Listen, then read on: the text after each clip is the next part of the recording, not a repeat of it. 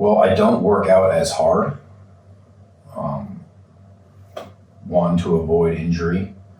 Two, I don't have any physical requirements other than the ones I put on myself. So basically, I work out I would go crazy if I didn't. I've been exercising my whole life.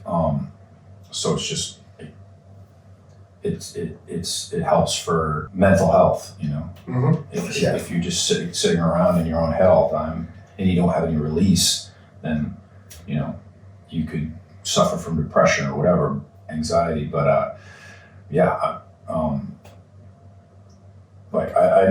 always feel amazing after I go for a run, for instance.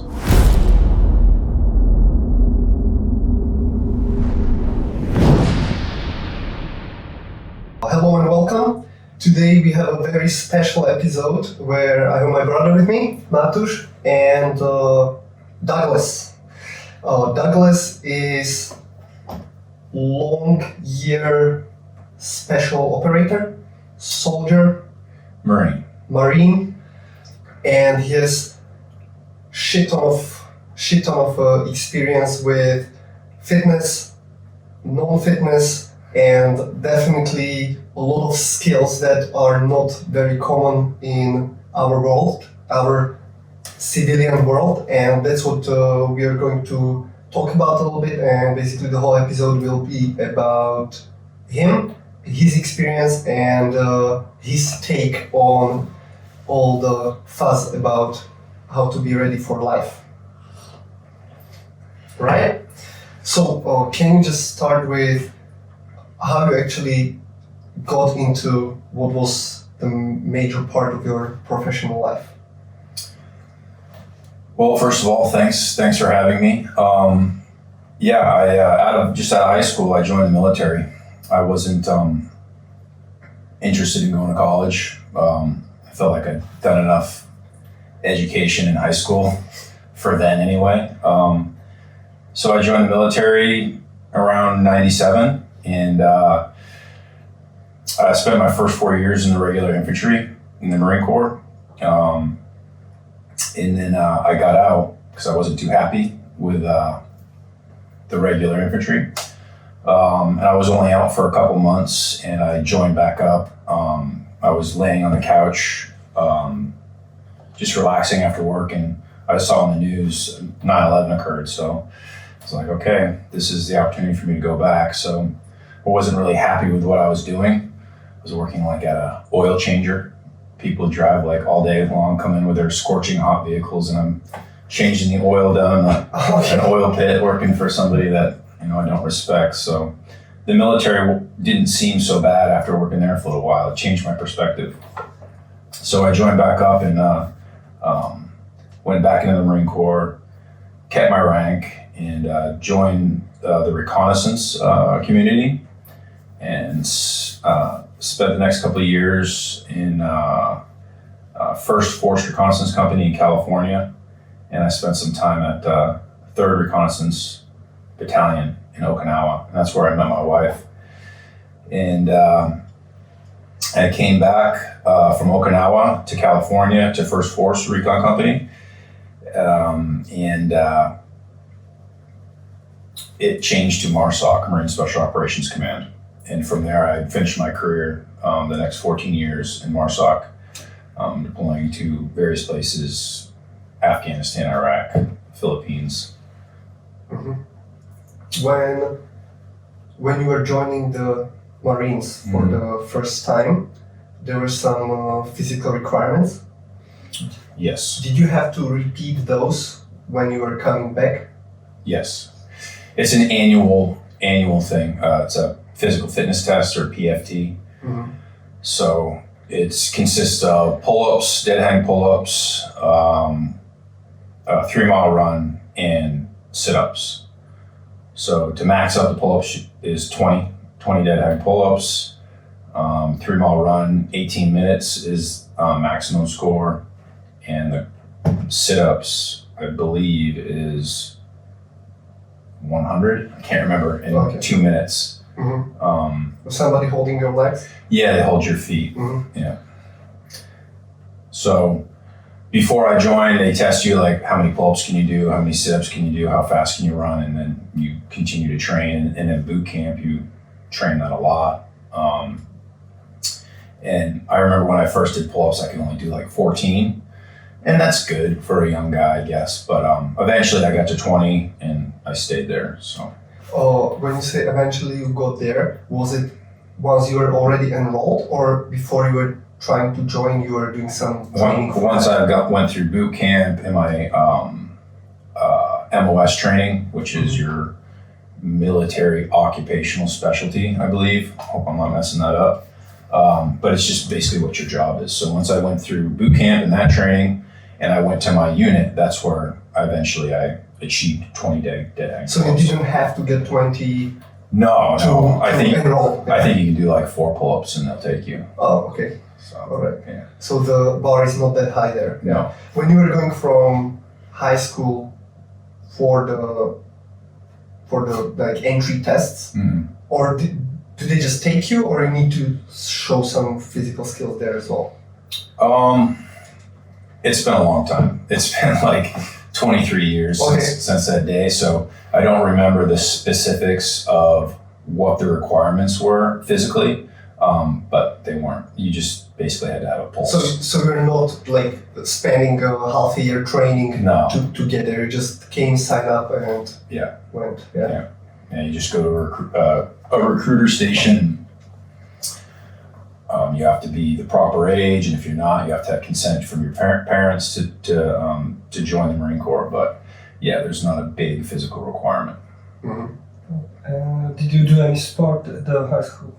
Yeah, I was always involved in sports. I think I started off with like the American typical baseball, football, basketball, but eventually, as I got older, I lost interest in basketball and baseball and I started doing track and field. I did wrestling, I played rugby, I played football, American football. I used to race motocross, very active. Okay. When you said that you eventually enrolled into reconnaissance, what was the tasks or what was your job? What was your job? What were you doing there?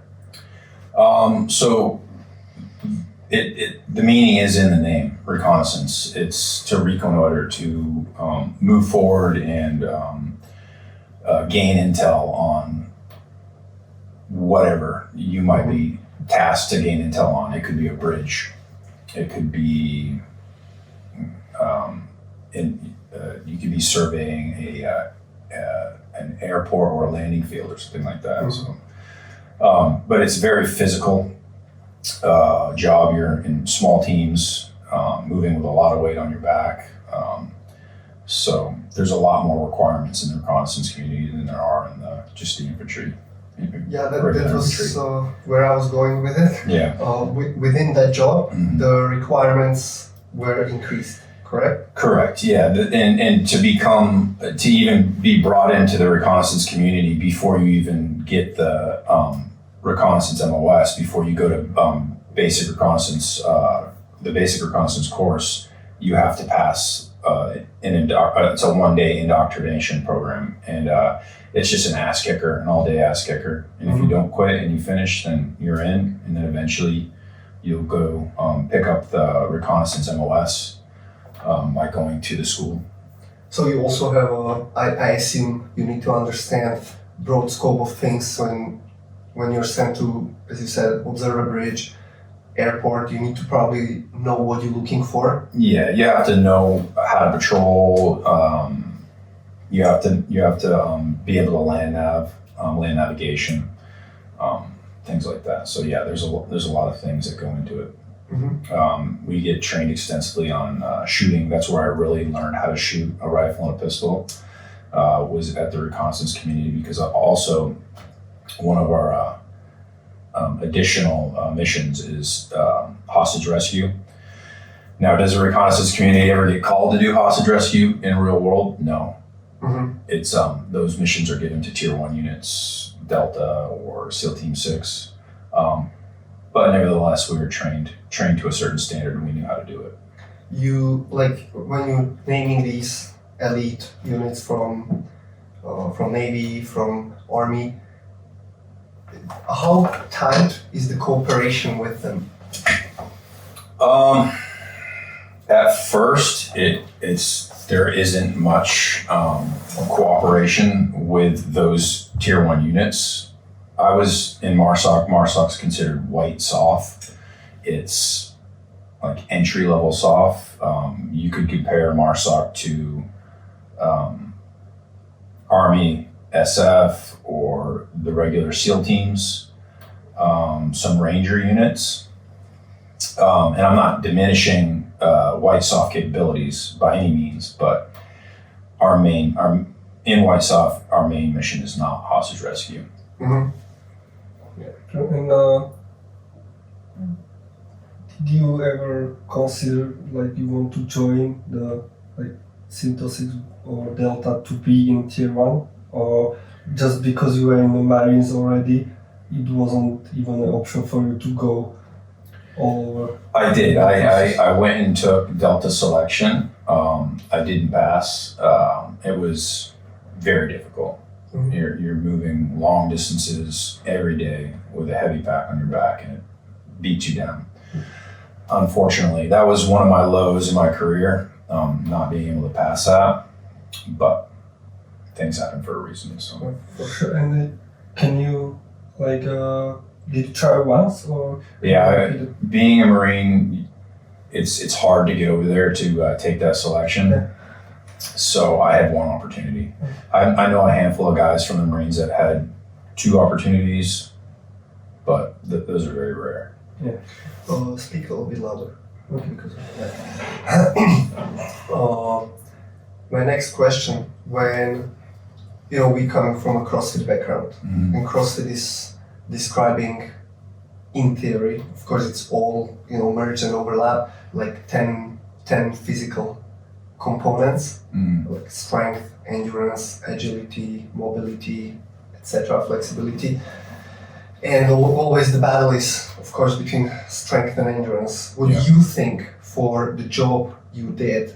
What is more important, or how your training for that looked like? Because if you carrying 20, 30 kilos, 80 pounds of gear on, you need to be strong. Mm-hmm. But if you're carrying it for a couple of days, you also need to have some kind of endurance. So what was your training like? Yeah, so when I was in the infantry and then the reconnaissance community, it was pretty much on your own. You were required to maintain a level of physical fitness, and there was really nothing there besides the Marine Corps gym, which are amazing gyms. They're some of the best gyms I've ever been to. But we didn't have strength and conditioning coaches or anything like that. We didn't have physical therapists, but I was young, so I was young, resilient, not many injuries, so I was able to do that. Once I got MARSOC, then the door opened as far as opportunities for strength and conditioning coaches, world-class gym right there in our backyard. So you get a guidance there. Yeah. Oh yeah. Professional strength and conditioning coaches that were either working for professional teams before they came over to MARSOC to work for us, or college teams, football teams, basketball, stuff like that. The problem that I had was, every day I'm going down to work out with the strength and conditioning coaches, and I've always been like a big guy because I've always lifted weights, so I've got a lot of muscle mass. So some of the strength and conditioning coaches expected me to lift more than I was actually able to lift. Okay. And I would end up injuring myself because I was trying to please them. And I didn't think I was getting enough endurance training when I was down there lifting weights. It didn't leave much time or energy for me at the end of the day to go run the hills. Mm-hmm. So it's a good thing. There's nothing bad about it, but I'm I feel better off working out by myself and doing my own thing, listening to my body.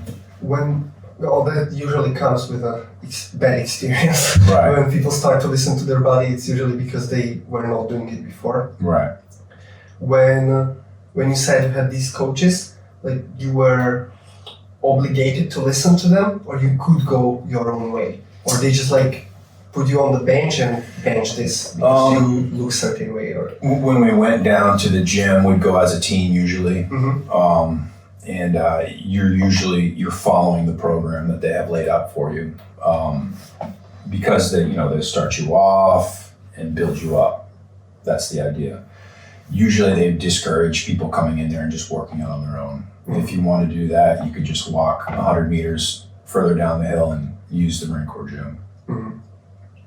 And this program, was it basically strength oriented, like deadlifts, benches, powerlifting, or? Yeah, it was a lot of powerlifting type things, a lot of deadlift, a lot of bench.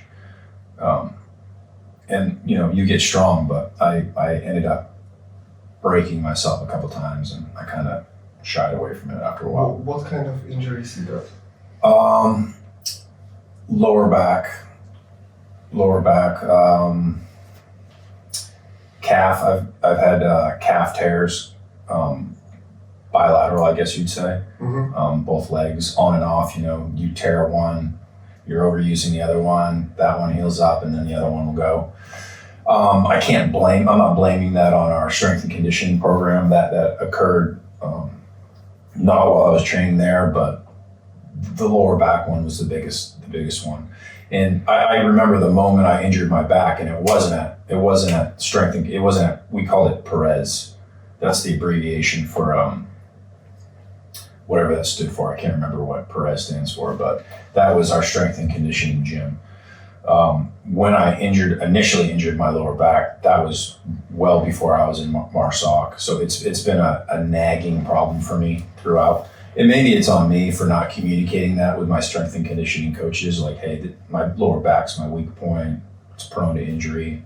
So maybe I shouldn't be doing bent over rows with 225 pounds. Well, with injured back, probably not.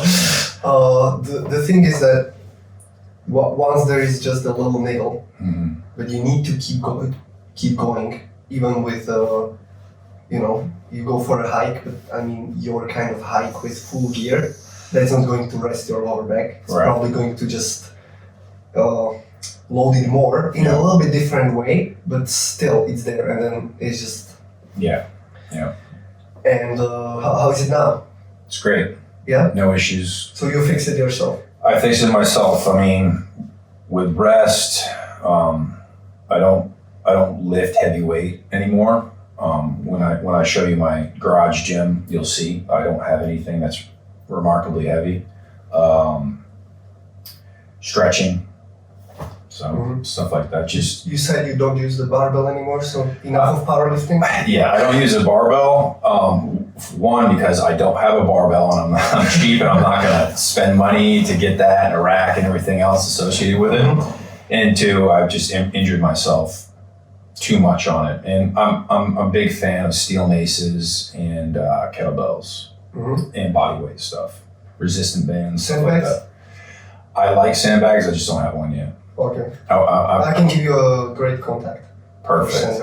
I was hoping you had some context. I'm the sandbag obsession guy. So when you say sandbag, do you mean the actually has sand in it? It's got handles all around, or are you talking about the slam ball, that heavy slam ball? Well, this will sound very stupid, but when I say sandbag, I literally mean bag of sand. Yeah. Which has no handles, and it's not shaped as a perfect, like the slam ball. That's also an option. They have a couple like their gym is like probably the most slam balls you can find in whole Slovakia.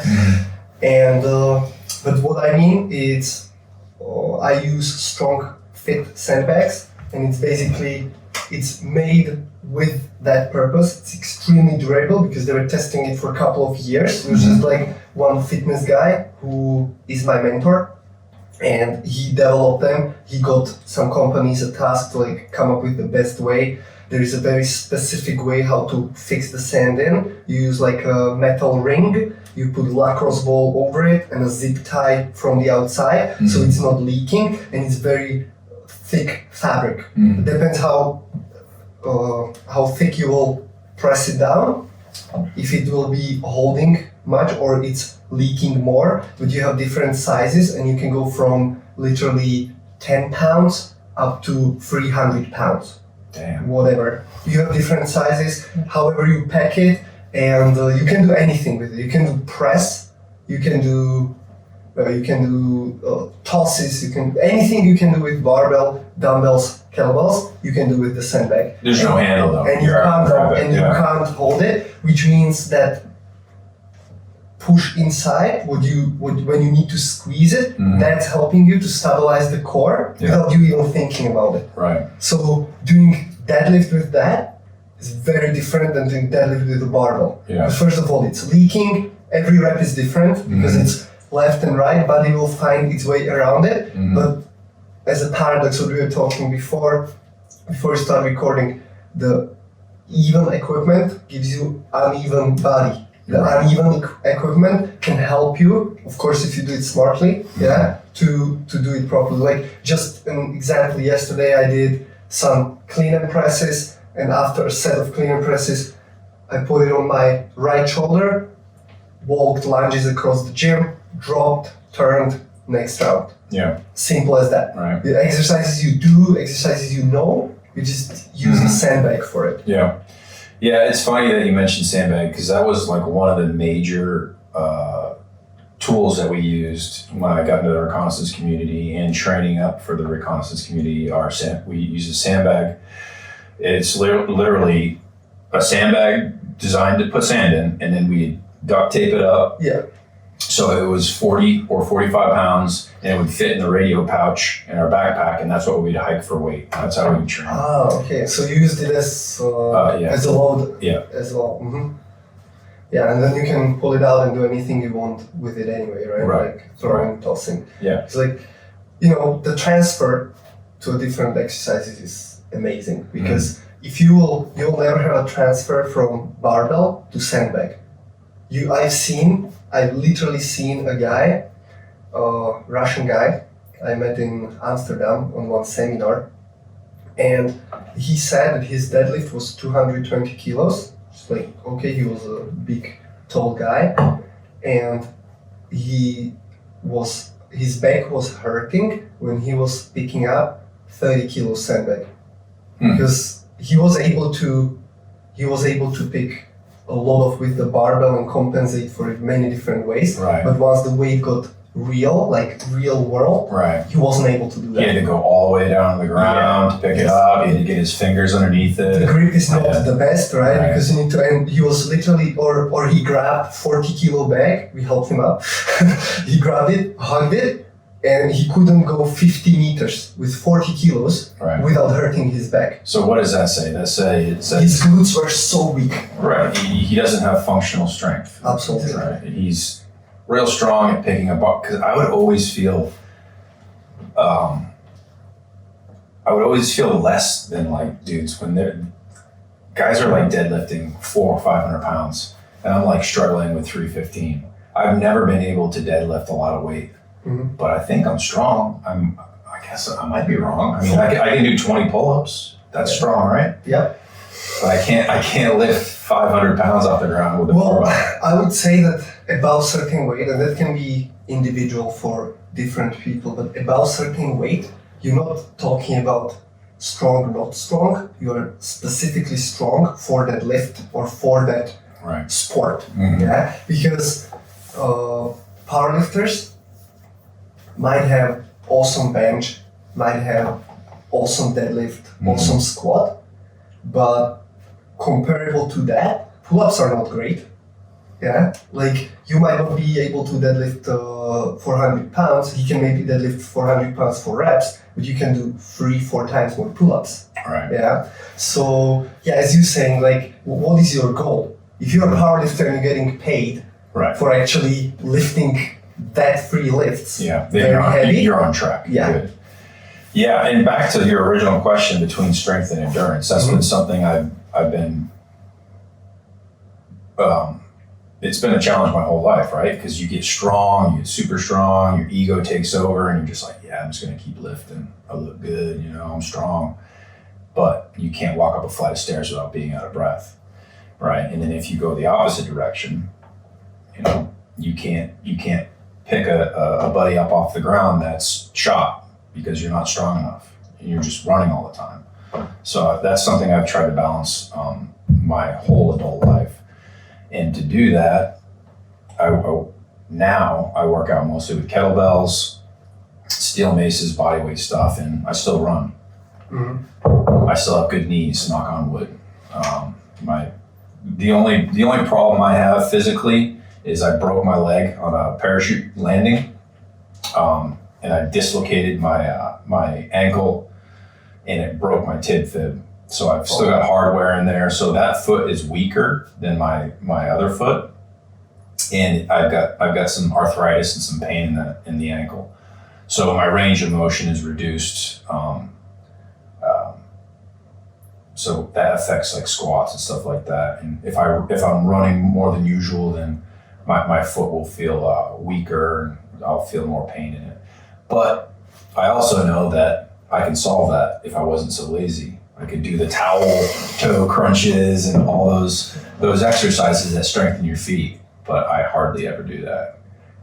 So. There's this guy, I believe his Instagram is knees over toes. I know what you're talking about. Yeah. I follow him. Yeah. So he's doing a lot of the tibial raises. Mm-hmm. Yeah, when you basically, it's opposite of calf exercise, right. And it's strengthening the front side of your shin. Mm-hmm. Amazing for runners who are suffering from shin splints, because shin splint is overload on the front side. Yeah. And that leads to a chronic inflammation, and that's why it hurts. I got this, they call it tip bar. I got it like, custom made. Mm-hmm. And you just hook feet in, you have toes, you have the heel hooked in, and the weight is hanging down, and you just curl up. Looks super stupid because it's like, what are you doing? Yeah. How is this a functional fitness? Right. But there are these tiny bits that have their purpose. How you can do it without that is reverse drag. Because that's very similar movement. He's doing the sled. Guy. Yeah. He's doing the reverse drag with the sled. Yeah. That's very similar. You just need to be careful how you're planting the foot, so you don't externally rotate too much and stuff like that. So there are definitely ways to do it. You just need to do it. Yeah. And when you hurt your back, it was during training. I was doing clean and press. And I never had any like formal instruction on technique, so I'm sure my technique was terrible. And again, the ego took over, and I was doing probably more weight than I should have, and I just tweaked it. And from then on, throughout my career, like probably 15 years, I was dealing with that and trying to mitigate that pain. But I feel like I figured it out. I don't really have too much issues with my lower back. So.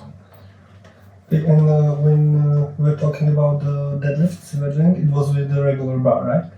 Yeah. Okay, because now the trend is to do just the trap bar. Trap bar, yeah. Because they found out that it's pretty safer. The thing, right. Because you're not having to maneuver the barbell around your knees and all that. Yeah, that's exactly that, because basically trap bar deadlift is not a hinging movement pattern, it's squatting, because your butt is a little bit lower, you push the knees a little bit more forward, so it's it's like that top portion, above parallel portion of the squat when you do that. Yeah. So for some people might be easier. I always preferred to use the trap bar. Yeah. And because because I could do more weight with it, and two, I didn't feel like I was in an awkward position to start with. So when you were training, let's say, that time in the peak of your training for your job, how often was your PT? Pretty much every day, and I would take the weekends off if I remember correctly, but usually every day of the week. Mm-hmm. And then, like I said, I was down in the gym a lot, and that would make my my endurance or my cardio suffer. Mm-hmm. I found it hard to do both while I was working. Now that I'm retired and I don't do anything really, I can do whatever I want, so I'm not being overworked at work or anything like that. There's no physical requirements at work, so I can just chill. Like today, after we're done today, I'm gonna go for a run. Mm-hmm. But nothing crazy, Do you think that if your training was balanced more towards like endurance, you could pass the delta test? I don't know, because it's not just physical, it's a lot of mental. Yeah, sure. Yeah, I've never been so in my head before. Okay. Like that. It was crazy. Can you talk about it a little bit? I can't talk about specifics. What I can say, it was the most professional course I ever went to. Mm-hmm. Like the cadre, super professional, but very difficult. Very difficult.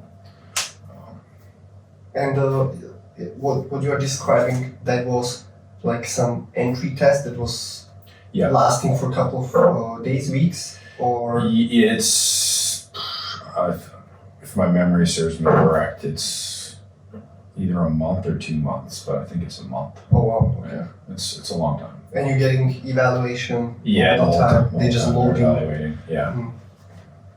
And the passing rate, do you know, roughly? 5%. It's very low. I'm not sure. Mm-hmm. Yeah. And there you probably can only enroll if you are already part of military already, right? You just can't come there from the street. No, yeah. You have to be a part of the United States DOD. Mm-hmm. When so you're saying you're training every day before, how often and how your training looks like right now? Like you said you do kettlebells, Mm-hmm. but what it means? Like are you doing sets and reps, or is it more CrossFit style training?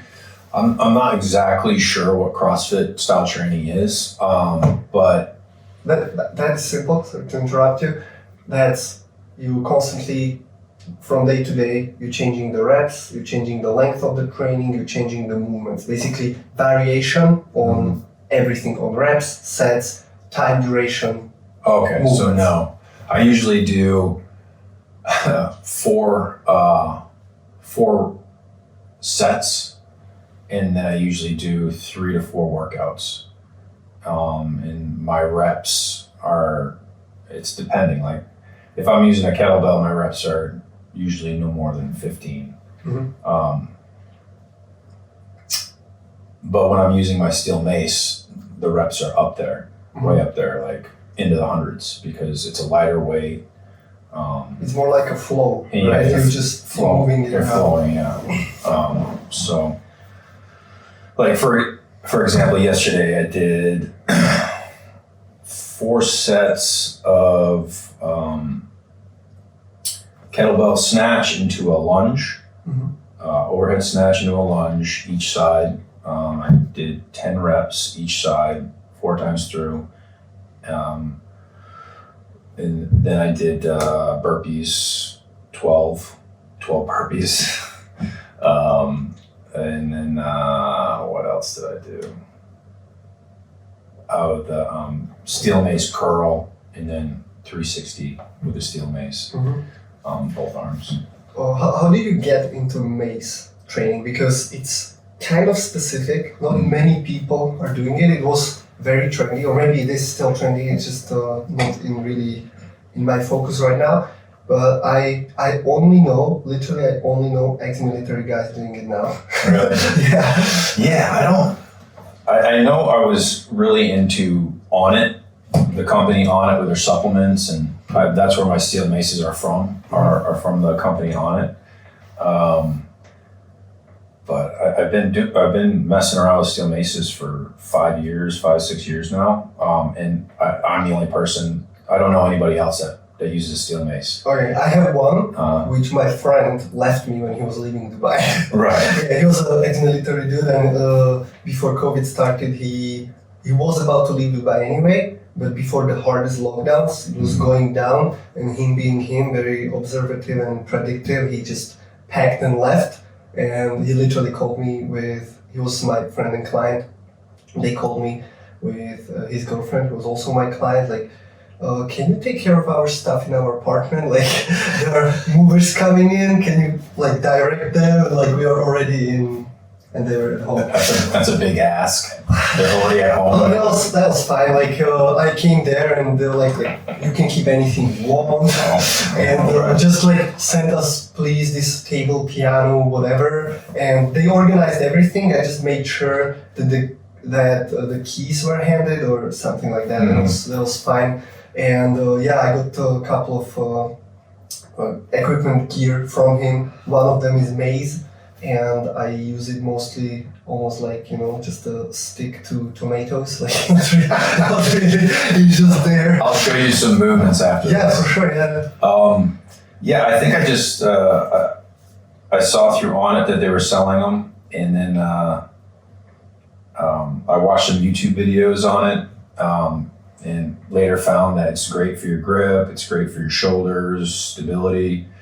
It's awkward weight. Coordination as well. Yeah, a lot of coordination. And you don't, my heaviest maces are 25 pounds. I actually want to get some lighter ones so I can do some single arm stuff. But I'm glad I got turned on to it because it's my favorite thing to work out with. Mm-hmm. And it's a weapon, really, if you think about it. It is, yeah. It's been around for thousands of years, and I'm pretty sure, I don't know who started using them, but they would train with heavy ones, and their battle mace would be a lighter one that they could really whip around. When we're talking about this, do you have, I'm not sure if, now I'm not going to say like stupid thing, whatever. Is it one solid piece or is it chain at the end? One solid piece. One solid piece, yeah. So it's the... But its weight is in one side on the front. Yeah.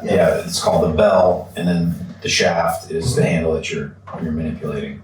Yeah. It is a weapon for sure. Well, anything can be a weapon, right? Right. I don't have to tell you that. Yeah. But I want to get a 10-pound one that I can do single arm movements with. Mm-hmm. Talking about all these fitness, military, I would like to go into what is, as you already kind of hinted, the mental part of it. Mm-hmm. You probably know people like Jocko Willink, mm-hmm. David Goggins. Mm-hmm. They push the mental toughness to I would say a bit of extreme for normal people, civilians. Yeah. However, they have their reasons for it, and I don't think that it's harmful for people to get a little bit tougher. Right? Well, everybody needs to toughen up. Yeah. Were there any specific things you were your time in the military doing to gain that mental toughness? I think it's just getting your ass kicked. Not literally, not like in a fight, but like whether it's on patrol or a PT session, the more you're used to dealing with discomfort, the more at home you're going to be with it. So if you're always just sitting on your couch watching TV and tweeting and not really getting involved out in the world and pushing yourself, then of course you're not going to rise to the occasion if you're tested. You just have to expose yourself to it. But it was always through physical activities. Mm-hmm. What about now? Do you think you are softer than you were before?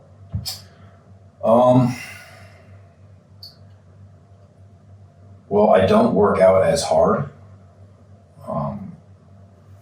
One, to avoid injury. Two, I don't have any physical requirements other than the ones I put on myself. So basically, I work out to. I would go crazy if I didn't. I've been exercising my whole life, so it's just it helps for Part of you.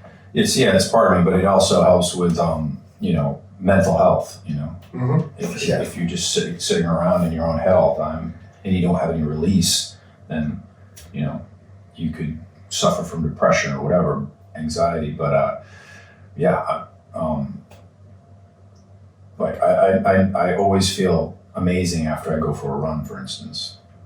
Not so much after a workout session, but it's just the sense of accomplishment that I did it for today. I'm done.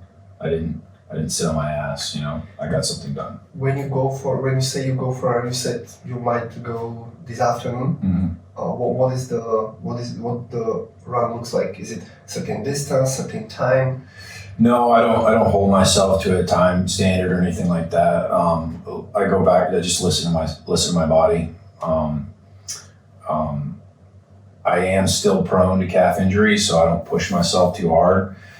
And I'm sure the area. There aren't many hills out here, so it's just pretty much flat. And I think I put in maybe 2 to 3 miles, but not that long. Mm-hmm. I haven't lately, but I do some sprint workouts sometimes. But it's not really well thought out or anything like that. I just go for a run, listen to a podcast. So you don't follow like a structure of... No. Okay. No, not anymore. No, I just listen to my body. If I feel like going for a run, I'll go for a run. If my body is sore, especially my upper body, from a previous day workout, I'll use the next day to go for a run and actively recover. Okay, I have a question more. Yeah. You have to be pretty fit to get into special forces, right? Mm-hmm. How much of that fitness do you really use during the job you are doing? Like, is it really necessary to be that fit, or is it just the selection process that is supposed to select the best, also regarding the mental toughness through physical tests, or you really need to be that fit to be good at the job? Yeah, you do. Because our actual job, real world work, say if we're in Afghanistan, you have to be able to close with and destroy the enemy that's carrying next to nothing, and you're carrying 100 pounds. You have to be able to run up that mountain and catch that whoever you're going after. You have to be able to help a buddy if they're injured and put them on your back and carry them. You have to be able to hoist yourself up over obstacles and walls and onto rooftops. And I always felt like I was never quite there physically. Oh, okay. But I feel like that's a good feeling to have, If you're like, I'm good, then you're regressing. But if you feel like, hey, I need to keep working hard, then you're going to keep climbing.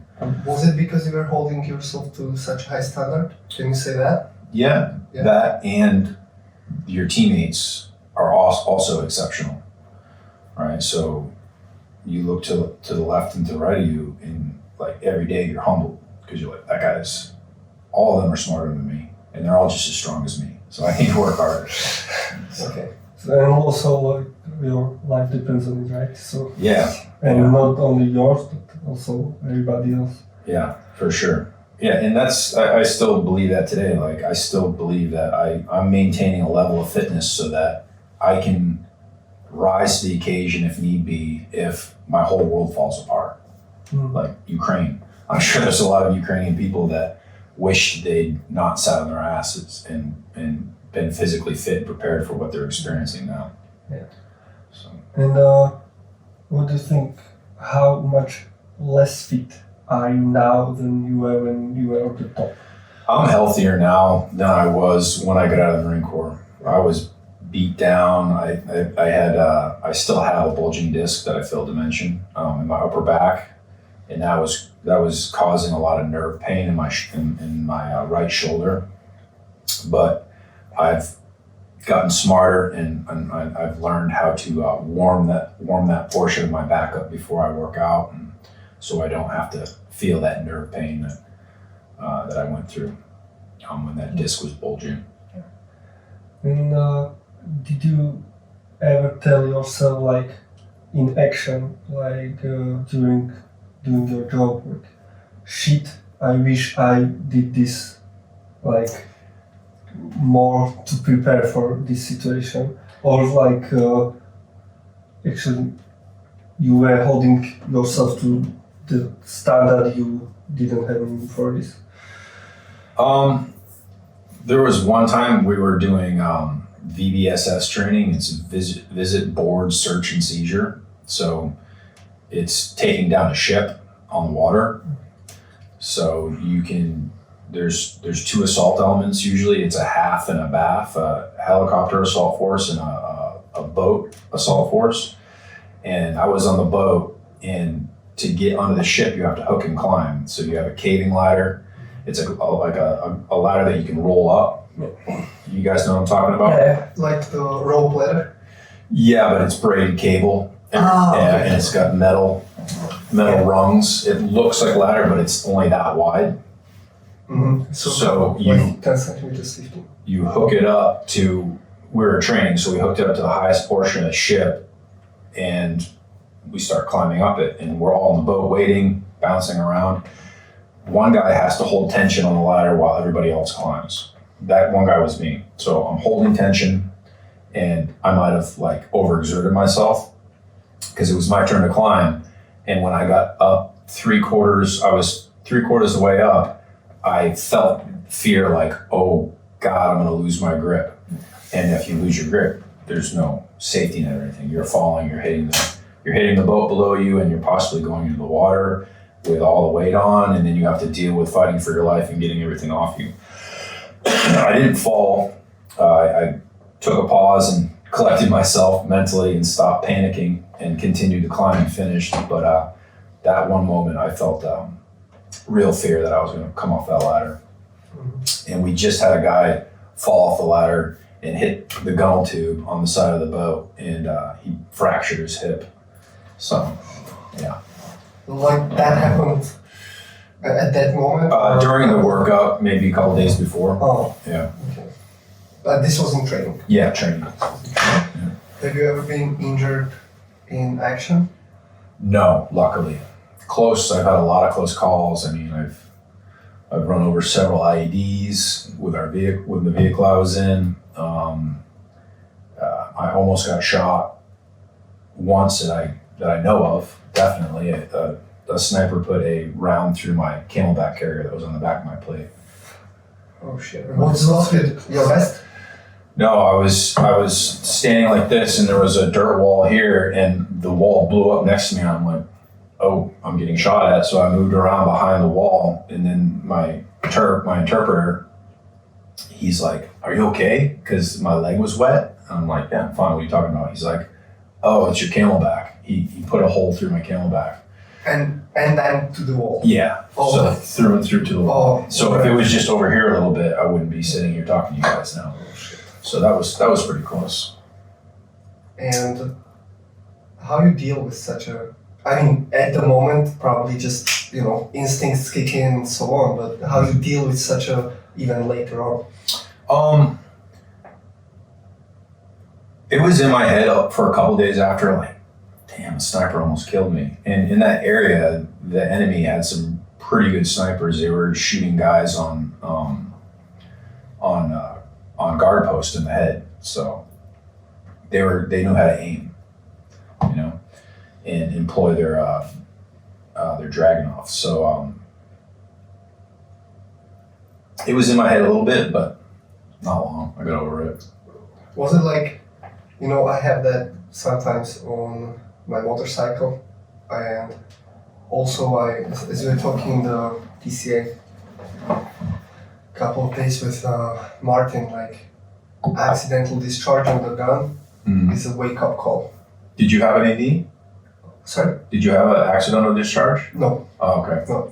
Yeah. Not on the course, and no, luckily not. Right. But as we were joking around, like the shooters are in two categories, right? The ones who had it and the ones who will have it. Right, like a motorcycle. Like what is the saying? If you have a motorcycle, it's not if, it's when you're gonna have a crash. Yeah, well, I don't like to think about it that way. Because I'm pretty fresh on the bike, so Right. it's not even a year now. So Yeah. I heard this from one guy, like, did you throw your bike on the ground yet? And I was like, what are you talking about? And he's like, you know, like a lot of people, like they buy a new bike and they throw it on the ground so they don't feel sorry when they crash. I was like, I'm not setting up myself for anything like that, you know. That's my question. In that case where you were very close to being hit by a sniper, was it like a wake-up call, like, oh, I have to be more careful, or is it just... Yeah, I thought a lot about where I position myself, even more than I thought about before then. But you know, it's a 360-degree battlefield out there, so it's tough to mitigate all risk. Of course. So I was just lucky enough that he missed, and I was able to take that opportunity and put something in between me and him. So yeah, I was lucky. Very lucky. Yeah, because that's usually right. Like, even in situations that we know are risky, dangerous, whether it's traffic, whatever, the fresh driver out of driving school, right? They will be always way more careful than somebody who's driving already for 20 years. Right. But then it happened to me, micro sleep in the car, like.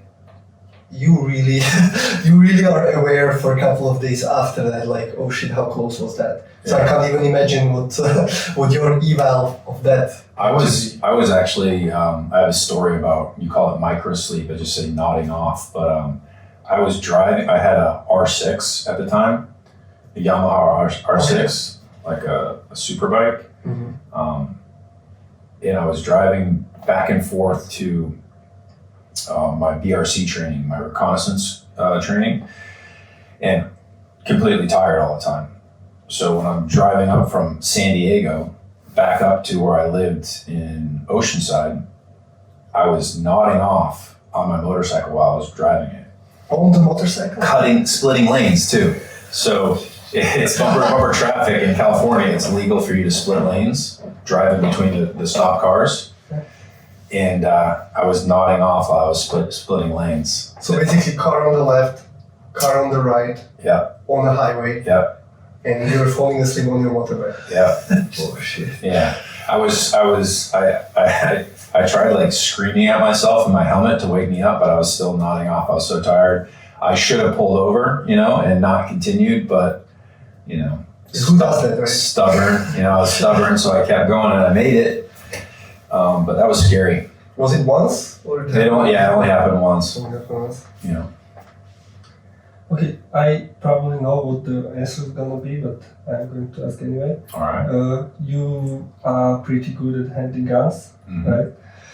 And what is, like, your opinion? What is more important in combat? To be physical fit or to be high skilled in handling guns? Well, you don't want to be either or, but yeah, you got to know how to handle a weapon. You have to know how to accurately engage whatever you're engaging with it. Because if you were just super physically fit, if you're just a physical monster, it doesn't mean anything. Yeah, sure. Yeah. So, okay. You have to be able to employ your tools. Going back to, you mentioned it as well a couple of times, like, as you were talking, the reliance on other people within small or even bigger team. Do you still have a contact with your buddies? Like, is it a camaraderie that lasts for life? Not with everybody, but yeah, I still have regular contact with friends that I serve with. When you say, like, you served with, is it you are part of a unit? There is somebody else who is part of, and basically you are buddied up and you carry on and you go together? Or is it that you have a lot of different bodies, depends on action, engagement, or whatever? I'm not sure what you're asking me. When you were part of the special reconnaissance team, Mm-hmm. you always were out there with the same people. Yeah, you would usually hang out, like if it's the weekend, you're hanging out with the guys from your team usually. And you know, it's different. Like if you're single, yeah, you're going out, you know, you're going to the bars, you're hanging out. You know, but once you're married and you have kids, priorities change, so you're probably not out as much.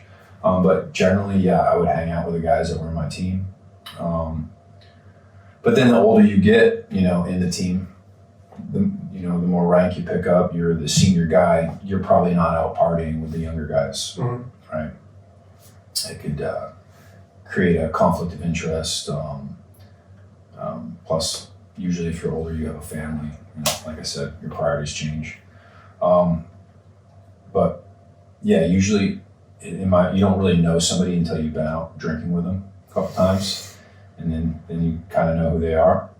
So yeah, most of the people I hung out with were either current or former team members. And within the work, now disregarding who you hang out with outside, like you usually have the same team for a very long time? No, there's a lot of changeover. You know, people are getting out or they get orders somewhere else. So it's usually in the same team for a couple of years tops.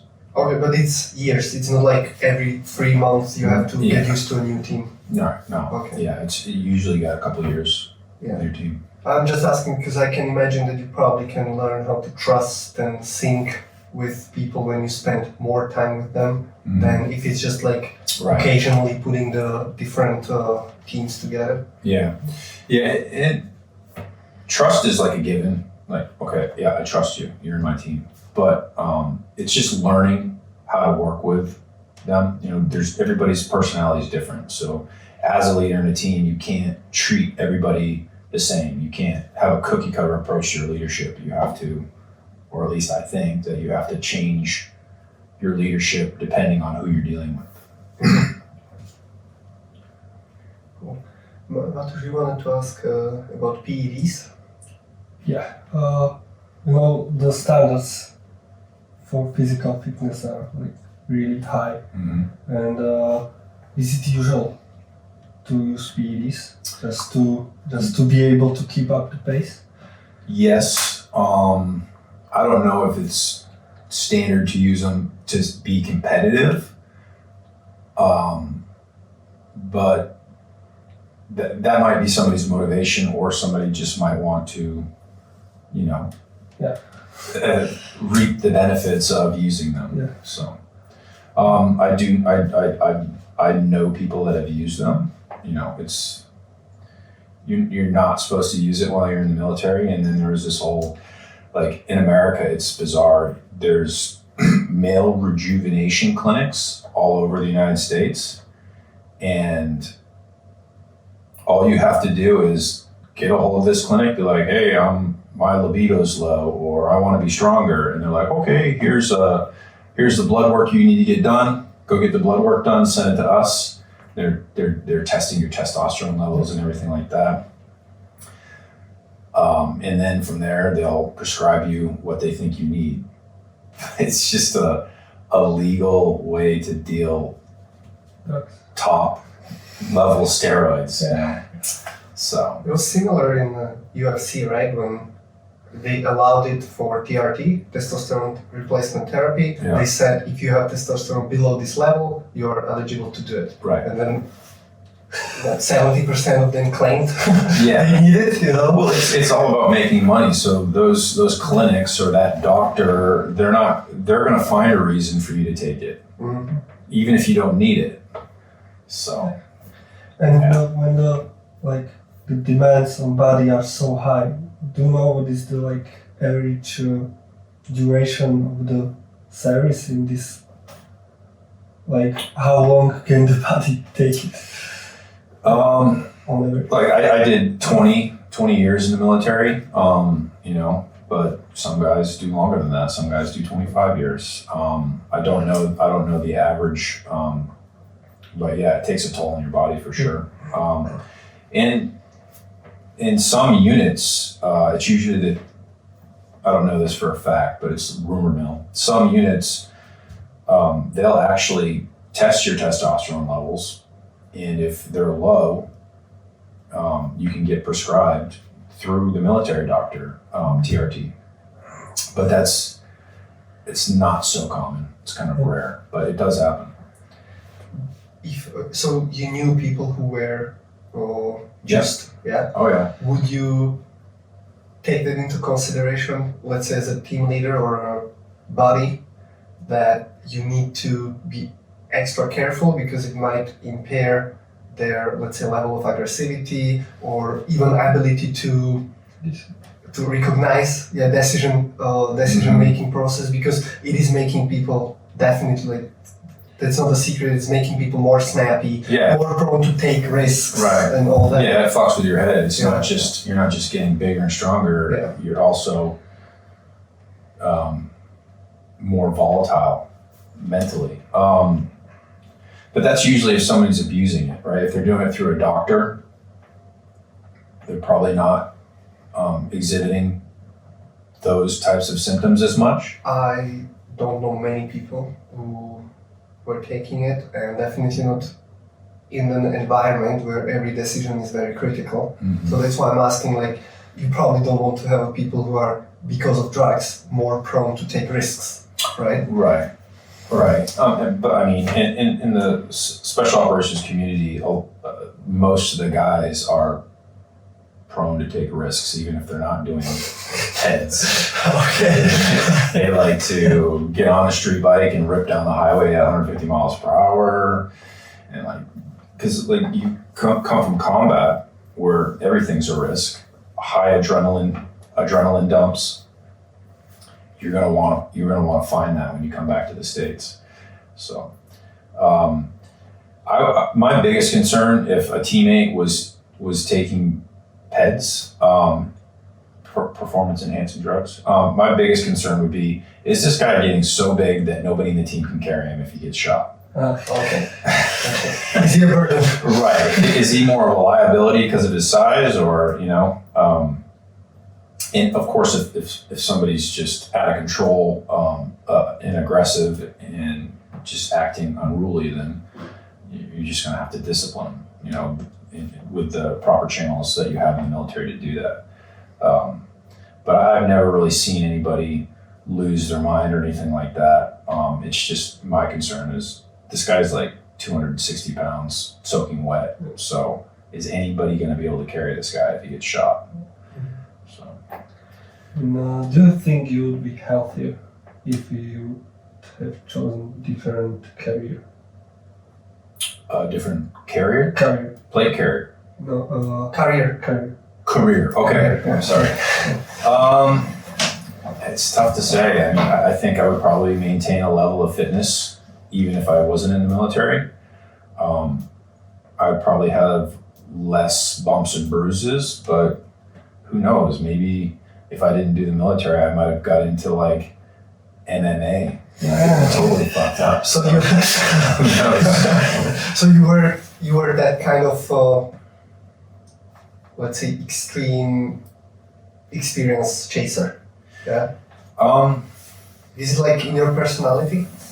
Yeah, I like I said, I used to race motocross. It's pretty dangerous. And physically super demanding. Yeah, super demanding. I wrestled. That was awesome. Rugby. That was fun. So, yeah, it's hard to say. Yeah, and when you mentioned MMA, like we have a little bit of like self-defense background, and like studied self-defense and different kind of martial arts. Mm. Like, what is your take on this? Like, in special operation community, you obviously trained it, Mm-hmm. right? But it was really like good invested time, or you used it in a real action, or it was like just The biggest fighting skills I've ever used was what I learned in high school, wrestling. okay. But that wasn't ever, I didn't really ever have to apply it in the military in a real world situation.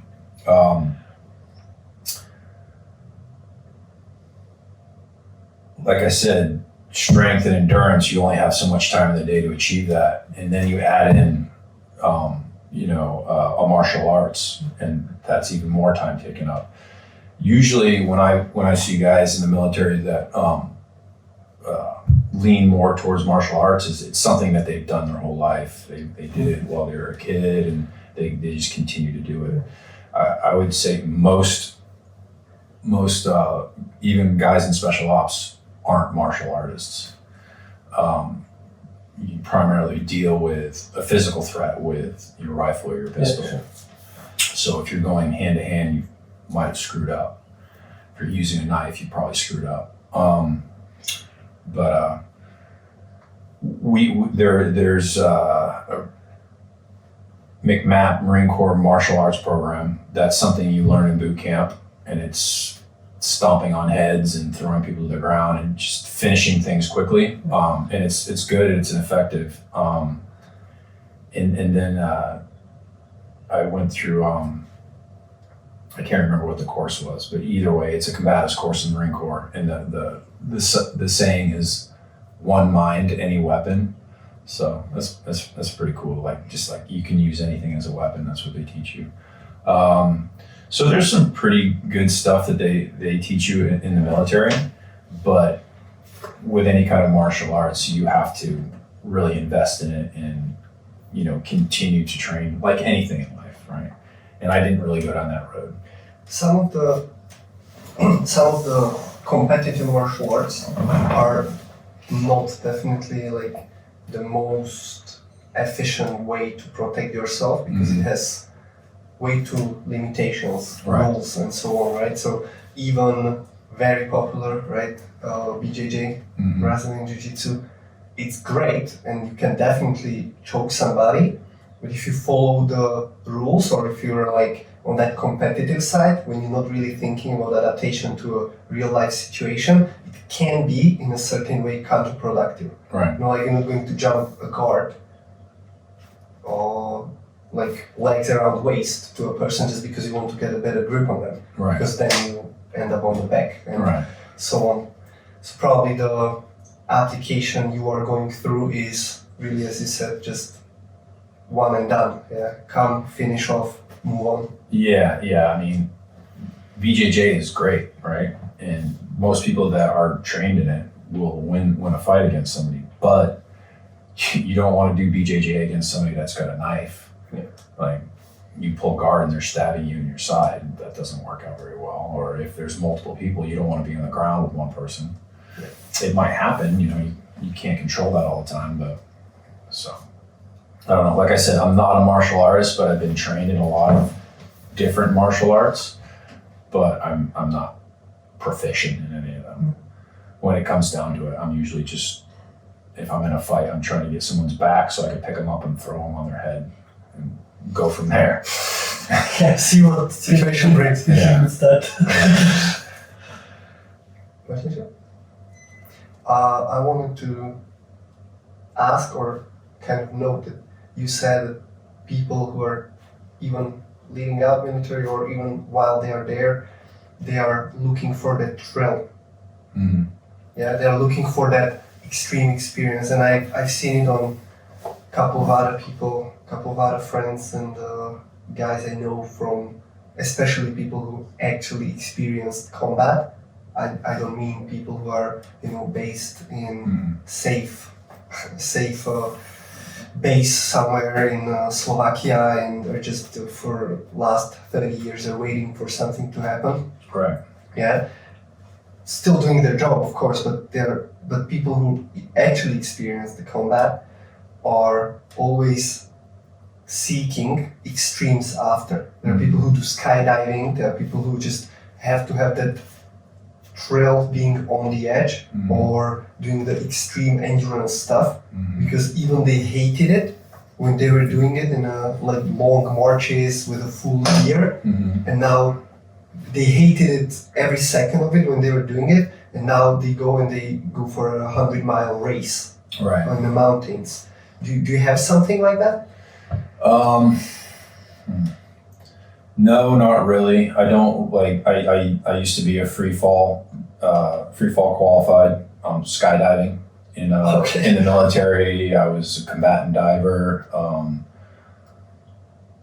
but I don't free fall on my free time. It's fun. I'm not saying I don't enjoy it, but I just don't. I don't have the time to commit to that. Well, I do have the time, but I don't know. I don't have the desire to commit to it. I don't. Like I said, I was a combatant diver, but I'm not jumping at the chance to scuba dive, somewhere. I'm not a big camper. I don't like to go camping all the time. So usually the things that I did in the military, the things that translate over to the civilian world, I really don't do them that much. Except shooting. Except shooting, and obviously I'm making a little bit of money from that. So, but I'm not I'm not a competitive shooter. I don't shoot IPSC matches or anything like that. Do you go outside of your classes, or when you're teaching? Do you go outside of that and just like shoot for yourself, or like training the drills, or? No, I don't. One, I don't have the firearms license, so I don't have my own gun. But I think you can, right? I think legally possible here. Yeah, I think so. But it's. You need to have like. Yeah, I've got to get the test questions translated into English so I can study it, and then I have to hire a translator to be with me at the test so he can translate everything. So I haven't got that far. I'm moving in that direction, but I haven't got that far yet. I think if you need a translator, Matusz can do it because he knows everything of the answers, so he can help. Really? You won't help me. He has the highest, he has the A license for carrying. Wow.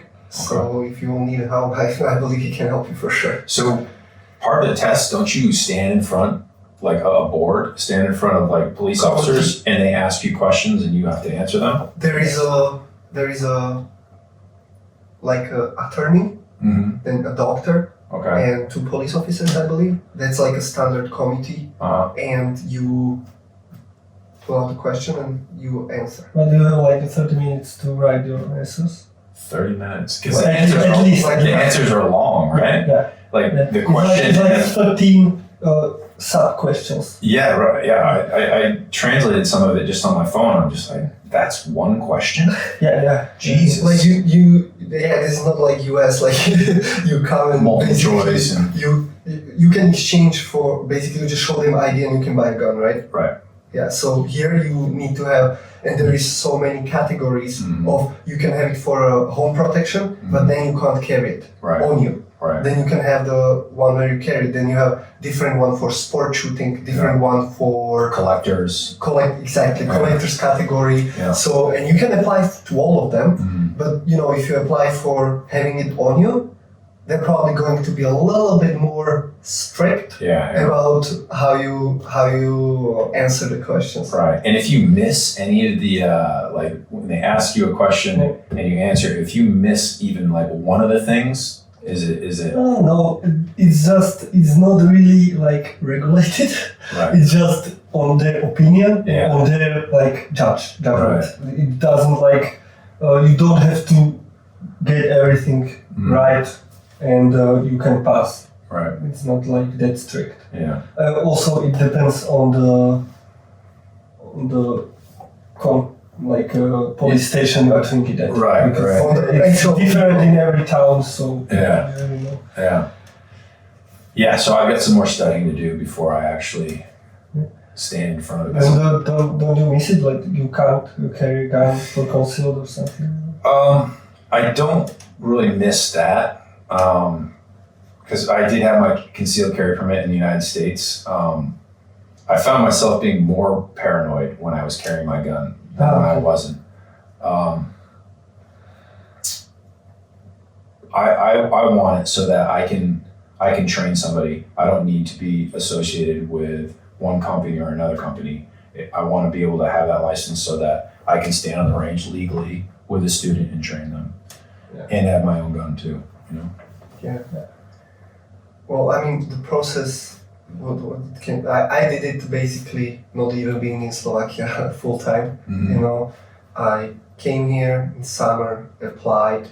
They give you a certain term when you need to come for exam. So I came back, I did the exam, then I came back now, got some guns, registered them, and you know, even I'm not staying here permanently. And you passed the exam first time through? Yeah. No issues? Well, I had this one, so he really knows. Oh, so he was able to be there with you, and he he taught me. Oh, he guided me. okay. He guided me. Okay. Yeah, because he. I don't want to. They're not going to listen to this. Like sometimes they didn't know what they're talking about, and he knew because he knew the laws and everything. And we had the law as a part of our studies anyway. Yeah. So it was kind of in Czech Republic, but it's very similar. So we kind of you know how to look at it. You know how to just put the association trees and how to remember stuff. And Matusz was at the exam. From what I know, what I heard also from people being there and listening, like he knew sometimes how to categorize it way better than the people who were asking. Yeah. That's not surprising.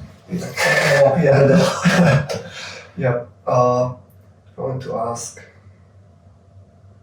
I forgot. Blank out. Do you have anything you want to? So one thing that was on my mind is, I've taken from my experiences growing up, the things that I struggled with. Swimming was one of them. I've always known how to swim, but I was never formally trained on swimming technique. So swimming for time in the water was challenging. I'm slow in the water, but so taking that, I'm making sure that my children are going to be strong swimmers. Mm-hmm. So I've got them in lessons twice a week. They're being taught the proper techniques. So they're not going to have that issue throughout life. So that's something I definitely want to impart on my children. So also physical fitness. They are enrolled already? Yes. Do you coach them for training? And sometimes I work out with them, but I'll just do a workout with them. I feel like that's really all I'm qualified to really teach them is just how to exercise. But as far as when we get the pool going in the summer, I will work with them a little bit in the pool. But I usually leave the training to their trainers. Mm-hmm. Do you have your kids? They have American citizenship as well? Yes. Would you be okay with your kids enrolling into the army or military general? Yeah, whatever they want to do. Yeah. Yeah, but I'm not going to put any restrictions on them. You know, like if you say to a person, you can't do that, they're going to do that. So if I'm like, no, you're setting out the direction. Yeah, you will never. If I want them to join the military, then I should probably just tell them, you will never join the military. Yeah. Do they shoot? Not yet. No. Not yet. No. Are they interested? I don't know if they are. I don't think they are because they haven't said to me, Daddy, I want to go shoot or anything like that. So I'm going to wait till they get a little older and then introduce them. And hopefully by that time, I'll have my firearms license. You know, I'll be able to get a .22, that pistol that they can shoot. You know, something a caliber small enough for them to handle. Mm-hmm. But yeah, I definitely, just like swimming, that's another thing I want them to learn is firearms, handling firearms and firearm safety. You know, learning respect for it. Maybe some land navigation. I think that's an important thing to know. And we are getting very lazy. Because of the technologies. Oh my God, my kids are always, and it's my fault, it's not their fault, but they're always on the phone or a tablet or in front of a TV. So by enrolling them in, you know, swimming training and athletic training, it gets them out of the house, it gets them going. I'm always pushing them, go for a bike ride, you know. Well, I remember what I wanted to ask before. you mentioned that when you were carrying the gun on you, concealed carry back in US, you felt more paranoid than without it. Right. And you have a lot of experience living or staying in the different countries. Do you consider Slovakia safe? Yes. Yeah? Yeah. Very safe. Very compared to the US, yeah, it's very safe.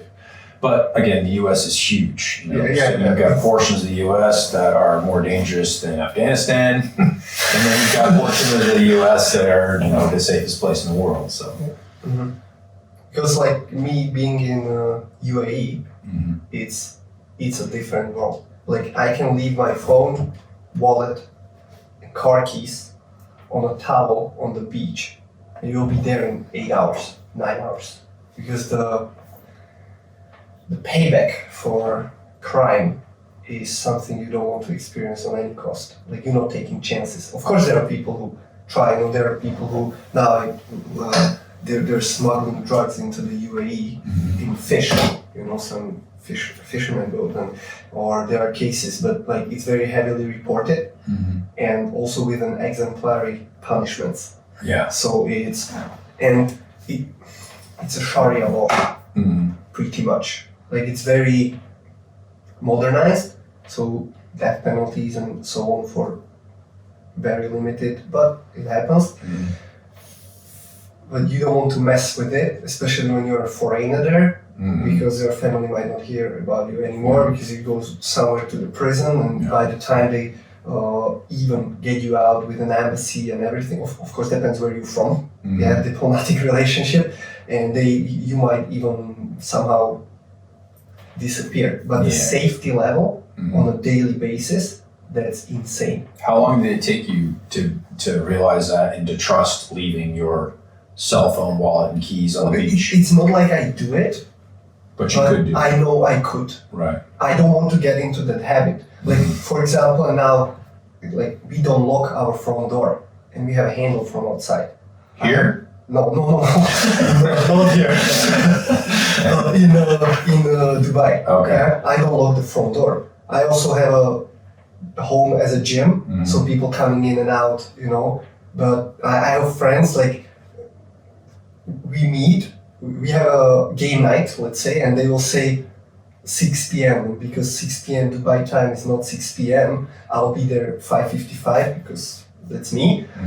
And the owners of the house will come 6:30. Other guests will come at 7, and I'm in their living room sending selfies like, where are you guys? Because they have the door open, Man, I wish I lived in a world like that. But I mean, from as long as I can remember, my mother was always locking her car doors. We always lock our house up. So that's how I am. I lock everything. I don't take my eye off my wallet, my phone, my keys, nothing. I'm trying not to do it in Dubai as well, because I know that wherever else I go, it's a problem. I've experienced many times people, friends, clients coming back to Dubai from a holiday, robbed. Yeah. Phones, wallets, not because they were leaving it anywhere, but they're not even careful enough, and they were in a tourist cities like Paris, which is in war zone now practically, some parts. So, or a guy getting robbed from a ATM. a beggar who came in a McDonald's, and he just threw him like a flyer into his face, like, hey sir, like, can you, and he pulled his phone. Within a few seconds, disappeared, done. This is never going to happen. Right. Yeah, and I mean, okay, Sharia law is pretty extreme, but having severe consequences for, people breaking the law, there's something to that. Because then you look at the opposite end of the spectrum, what's going on now, or at least what I heard is going on now, like in the US and San Francisco. People are able to go into a drugstore, and as long as they don't steal more than $1,000 worth of goods, the cops won't arrest them. I heard that as well. The security guard in the store won't stop them. So obviously these people are taking advantage of this, and they're just going in and cleaning off the shelves and walking out. Or people in LA, I heard, are leaving their car doors unlocked and putting a sign on it saying, please, my car is unlocked, please don't smash my windows out when you steal stuff out of my car. Because there's so much crime going on. Because it's way more expensive to replace the window than to lose your CD player or whatever. Actually, I experienced it in Vancouver. We were there in like 2004. We were like 12 years old. Mm-hmm. And on the parking lot, there were a lot of cars with the opened windows. And we were like, what the fuck is this? They just don't want them to smash it, so they don't leave anything in. And you can look at it. So with no consequences to breaking the law, it leads to lawlessness. No.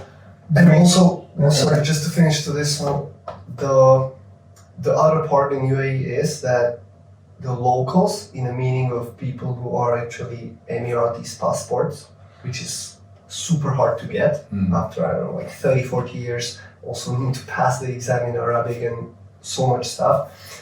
So it's practically impossible to get the passport. The people with passport, there's like 20% of them. Everybody else is a professional living there to earn money. Mm-hmm. And whether it's from very underdeveloped countries or poor countries, third, fourth world countries, what they are earning there is still better than what they would earn at home. Yeah. So they are kind of very aware, because it's not only punishment, but after punishment, deportation, banned for life. Right. And they don't want to risk that, because what they have there is way better than what they could, or they are providing for families who are at home. Mm-hmm. And if there's so many cases, like a guy whose salary is ridiculously low, he's a cleaner, and he will find a suitcase with $1 million dirhams, like $200,000 or $500,000 in different currencies. Mm-hmm. And he never keeps it. He always reports it. Right. Yeah. Also cameras absolutely everywhere, which helps that as well. So they're onto something. You know, I don't like cameras everywhere, but it seems like their policies keep that place in line. it works for sure. Yeah.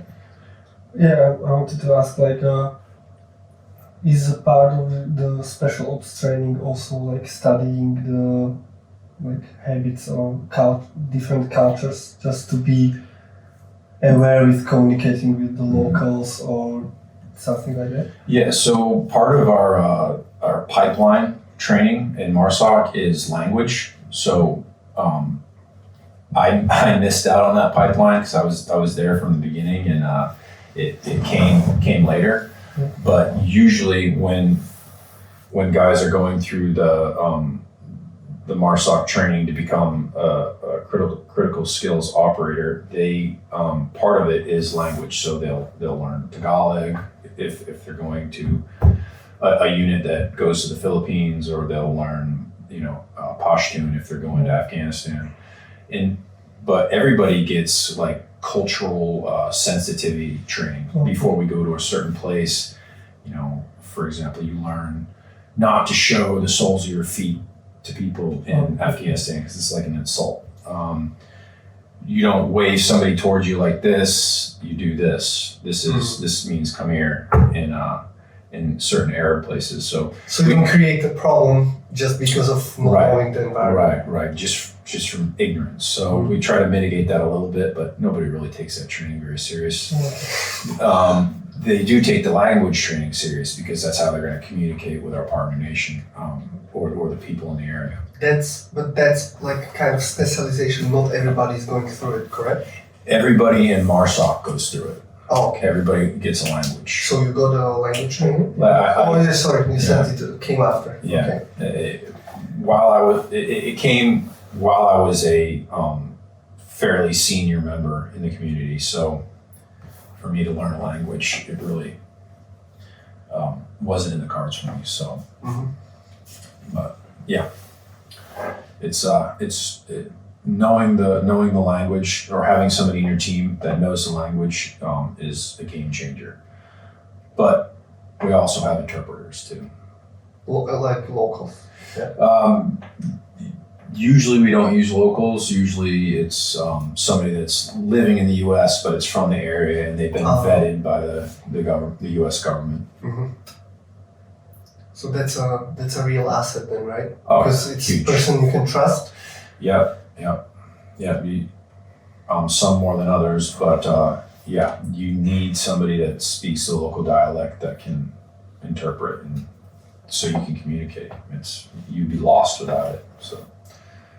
And what about nutrition? And do you get some nutrition advice to like to support your performance? Yeah. While I was at MARSOC, we also had nutritionists, and that was up to the individual if they wanted to take advantage of that. As far as like supplements, I've taken everything from whey protein to creatine to SARMs, I think they are. But I don't. SARMs? Yeah. Okay. You can just buy those in the U.S. Yeah. But you can't. But that would be already considered PEDs for professional sport. Right. Yeah. But I've taken them before, and I don't recall getting any stronger. I felt like I had less endurance actually, so it was just counterproductive. Mm-hmm. And I know they're kind of controversial, but now all I take is multivitamins. I take a multivitamin, and that's it. I don't take protein or anything. And do you know which SARM specifically? No, I don't remember. Okay. Because there are different types, and there are also ones that could help you with endurance, Mm-hmm. and there are ones that will just help you get bigger. Like it's pretty much different. It's just under the group of the SARM because it works just in the selective Androgen androgen receptors. receptors. Right. Yeah, I didn't go into it very educated. I was just like, I heard these things are going to make me real strong, so I guess. Yeah. That's most people there, right? Yeah. Cool. Douglas. Thank you. Sorry. Douglas, thank you so much for doing this. Yeah, no problem. And once I'm back, hopefully I'll get a better equipment sometime, and we can meet again. This is an amazing conversation, very, very interesting, very educational, and you're definitely offering a lot of this fresh perspective a lot of people needs, because like this guy on YouTube channel, Life is Special Operation, right? I believe that if people are listening more to people with your experience, first of all they can take less normal problems way less seriously, right? Because that's not the problems. Yeah. And it's just very beneficial. Thank you very much for doing this. Thank you. Thank you. Appreciate it.